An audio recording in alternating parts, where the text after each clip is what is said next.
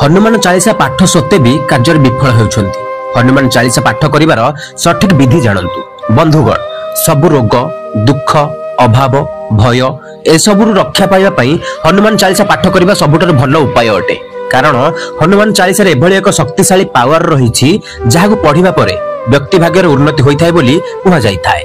हनुमान चालीसा पढिबा परे मध्य सेतरु सुफल किछि मिलु नाही बोली अनेक मनरे प्रश्न आसीथाय। तेबे एहा काहे होइथाय? एथिसह हनुमान चालीसा किभली भाबे नित्यर सह पाठ करिवे से संपर्क रे चालंतु जानिबा। सर्वप्रथम जेतेबेले हनुमान चालीसा पाठ करबा बसुछंती सेतेबेले प्रथम व्यक्ति स्वच्छ होई एक आसन रे बसिबा उचित। भगवान हनुमान को फोटो की मूर्ति तांको सम्मुख रे रहितबा दरकार। एहा सह चालीसा पाठ करबा पूर्वरु एक ग्लास रे पानी भर्ती करी हनुमान को सम्मुख रे रखी हनुमान चालीसा पाठ करंतु। चालीसा पाठ करि सारिबा परे सेही पानी को आपण प्रसाद रूपे सेवन करिवे। हनुमान चालीसा पढ़िया पई दिन हेउ अबा संध्या गोटे निर्दिष्ट समय करंतु। से समय रे आपण जेते मध्य काम रही थाउ आपण पूरा भक्तिर सह हनुमान चालीसा को पाठ करंतु।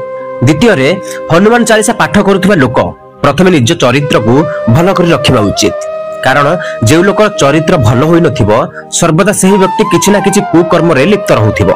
सेही परि लोक जेते मध्य हनुमान चालीसा पाठ करंतु कि भगवान को पूजा आराधना करंतु सेथुर तांको किछि भी मध्य सुफल मिलि पार न थाए। विशेष कर हनुमान चालीसा निष्ठार सह पाठ करुथिबा लोक मध्य मांस ठारू निजको दूरे रखिबा उचित। कारण सेही सब आमिष द्रव्य सेवन द्वारा मनरे आध्यात्मिक चेतना जागृत होई पार न थाए। तेणु यथा संभव स्वात्विक तथा निरामिष भोजन करबाकू चेष्टा करंतु। आपनकर जेते मध्य काम पड़ी थाउ हेले प्रतिदिन हनुमान चालीसा पाठ करबाकू चेष्टा करंतु।